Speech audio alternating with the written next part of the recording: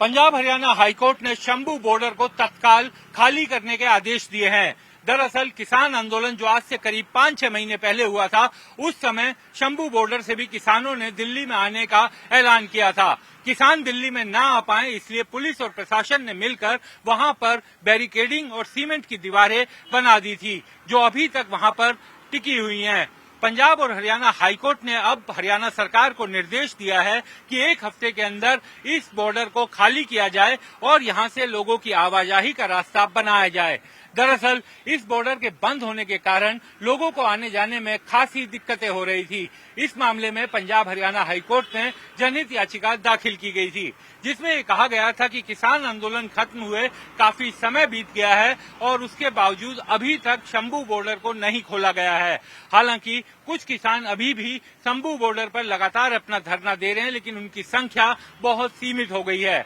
इसीलिए याचिका में कहा गया कि बॉर्डर बंद होने के कारण लोगों को दिल्ली तक आने जाने में या फिर पंजाब की तरफ जाने में काफी दिक्कतों का सामना करना पड़ता है। उन्हें वैकल्पिक रूट लेकर घूमकर जाना पड़ता है और वहां पर पुलिस ने जो बैरिकेडिंग की हुई है, उसके कारण ये सारी दिक्कतें हो रही हैं। अब सरकार को, हरियाणा सरकार को साफ हाईकोर्ट ने कहा है कि 1 हफ्ते के अंदर इस पूरे रास्ते को क्लियर किया जाए, इस बॉर्डर को पूरा खोल दिया जाए। इस मामले में ये भी कहा गया हरियाणा सरकार की तरफ से, जब इस मामले में जवाब दिया गया तो हरियाणा सरकार ने ये कहा कि इससे किसान अंबाला तक घुस जाएंगे और वो एसपी ऑफिस पर प्रदर्शन कर सकते हैं, क्योंकि हरियाणा सरकार की लगातार ये दलील रही थी कि अगर इस